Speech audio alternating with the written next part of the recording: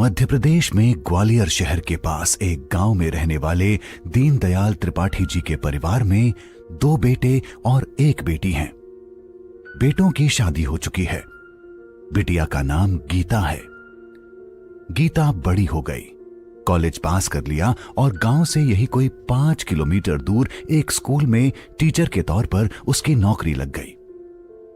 दीनदयाल जी के परिवार के लिए तो यह गर्व की बात थी ही, लेकिन पूरे गांव के लिए भी गीता का पढ़ना लिखना और स्कूल में पढ़ाना किसी उपलब्धि से कम नहीं था। शुरुआत में तो भाई उसे स्कूल अपनी बाइक में छोड़ आते और ले आते थे, लेकिन यह सिलसिला ज्यादा लंबे वक्त तक नहीं चल पाया और फाइनली एक दिन यह डिसाइड हुआ कि अक्सर भाई जब व्यस्तता की वजह से गीता को लाने के लिए लेट हो जाते हैं, या कई बार कुछ यूं भी हुआ कि उसे कोई भी स्कूल छोड़ने नहीं गया, तो गीता को फिर छुट्टी लेनी पड़ी। ऐसे हालात में गीता ने अपने परिवार में ये बात रखी कि उसे एक स्कूटी खरीद दी जाए, जिससे वो स्कूल आना जाना खुद कर सके। थोड़ी बहुत हाँ ना के सिलसिले के बाद फाइनली गीता के लिए स्कूटी खरीद ली गई। अब गीता स्कूल रोज अपनी स्कूटी से आना जाना करने लगी। एक शाम स्कूल से घर लौटते समय एक अंधे मोड़ पर गीता की स्कूटी स्लिप हो गई और धड़धड़ाते हुए सीधे खाई में गिर गई। आते जाते राहगीरों की नजर जब गीता पर पड़ी तो तुरंत दीनदयाल जी के परिवार में लोगों ने फोन लगाया। सब लोग भागे भागे आए और गीता को लेकर हॉस्पिटल पहुंच गए। गीता को काफी चोट लगी थी, हालांकि उसकी सांसें चल रही थीं। फिर भी डॉक्टर पूरे भरोसे के साथ कुछ भी कह पाने की स्थिति में नहीं थे। सुबह तकरीबन 6 बजे गीता ने जिंदगी और मौत से संघर्ष करते हुए आखिरकार दम तोड़ दिया। पूरे घर में मातम छा गया। सुबह यही कोई 10 बजे तक पूरा गांव और दीनदयाल जी के नाते रिश्तेदार गीता को अंतिम विदाई देने के लिए उनके दरवाजे पर इकट्ठे हो गए। तकरीबन 11 बजे उसे शमशान घाट ले जाया जा रहा था। इसी दौरान रास्ते में पड़ने वाले एक दूसरे गांव में दमयंती नाम की एक बुजुर्ग महिला कुएं में गिर गई। कुएं में गिरने से उसकी मौत हो गई। जब गीता को दाह संस्कार के लिए अर्थी पर लेटाया जा रहा था, उसी दौरान उसके शरीर में कुछ हलचल सी महसूस हुई। थोड़ी देर बाद 1-2 लकड़ियां गिर गईं। दाह संस्कार के लिए इकट्ठे हुए लोग थोड़ा सहम से गए। अब तक गीता की आवाज आना शुरू हो गई थी। लोगों के लिए यह किसी चमत्कार से कम नहीं था। किसी को अपनी आंखों पर विश्वास नहीं हो रहा था, लेकिन यह सच था और दीनदयाल जी के परिवार की खुशी का तो कोई ठिकाना ही नहीं था। वक्त बीतने लगा। इस घटना के 8-10 दिन बाद गीता के घाव भर गए। वो पहले जैसी स्वस्थ हो गई। एक दिन दोपहर के वक्त गीता सोई और शाम के 8 बजे तक उठी नहीं। घर वालों को थोड़ा अजीब सा लग रहा था। कभी भी इतनी देर तक गीता सोती नहीं है। उसकी भाभियों ने उसे जगाने की कोशिश की। गीता उठो, उठो गीता। लेकिन गीता एक जिंदा लाश की तरह बिस्तर पर पड़ी रही। घर वालों को यकीन नहीं हो रहा था कि यह कैसे संभव है। फिर गीता की मां ने कहा, बेटा रहने दो, हो सकता है उसकी गहरी नींद लगी हो।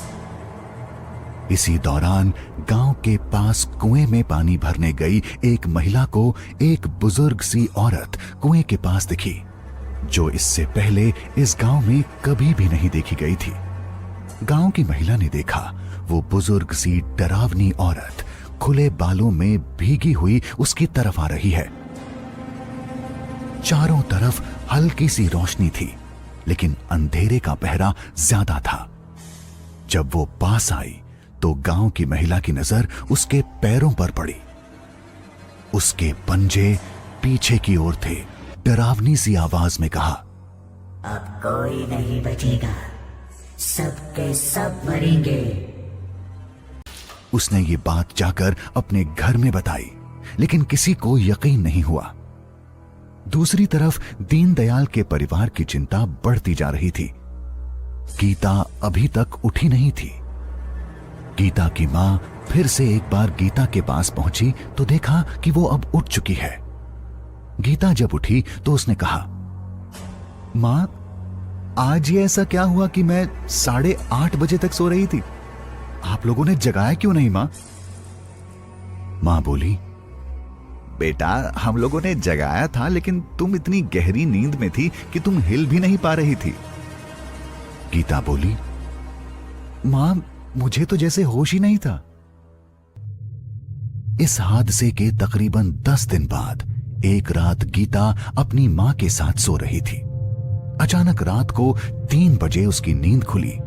उसने दरवाजे खोले और कुएं वाले रास्ते की तरफ बढ़ने लगी। इतने में थोड़ी देर बाद गीता की मां की नींद खुल गई।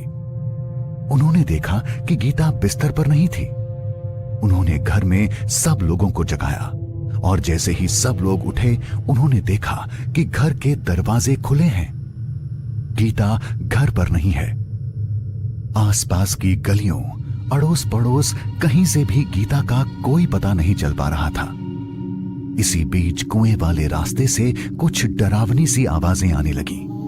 दोनों भाई और दीनदयाल जी भागे भागे कुएं की तरफ दौड़ पड़े। उन्होंने देखा कि कुएं के पास गीता पड़ी हुई है और कुएं के अंदर से कुछ डरावनी सी आवाजें आ रही हैं। लेकिन तीनों का पूरा ध्यान गीता पर था। उन्होंने गीता को उठाना चाहा, मगर गीता अपनी जगह से हिल भी नहीं पा रही थी। अचानक कुएं से कुछ धुआं सा उठा और वही डरावनी बुजुर्ग औरत तीनों के सामने आकर खड़ी हो गई और डरावनी सी आवाज में बोली, जिस दिन गीता का एक्सीडेंट हुआ था और जब उसे शमशान घाट ले जा रहे थे, उसी दौरान पड़ोस वाले गांव में कुएं में गिरने से मेरी मौत हो गई थी।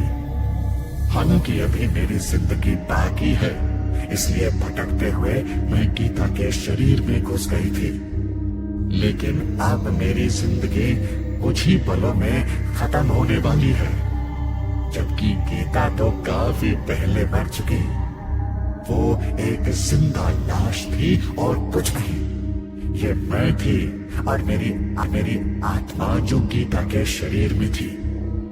अब ना मैं कभी भी इस गांव में नजर आऊंगी और ना ही गीता तुम्हारे परिवार का हिस्सा रह पाएगी।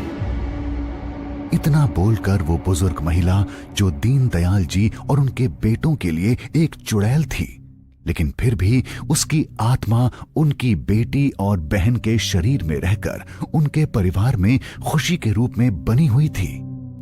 ये खुशी हमेशा हमेशा के लिए खत्म हो चुकी थी। वो डरावनी बुजुर्ग औरत अचानक गायब हो गई। आसमान में उठता हुआ धुआं कुएं में समा गया। अब चारों तरफ सन्नाटा था। दोनों भाइयों और दीनदयाल जी की आंखों में आंसू थे। दूसरे दिन गीता का दाह संस्कार हो रहा था, लेकिन गीता के परिवार के लिए सबको यह समझाना बहुत मुश्किल था कि गीता तो बहुत पहले मर चुकी थी।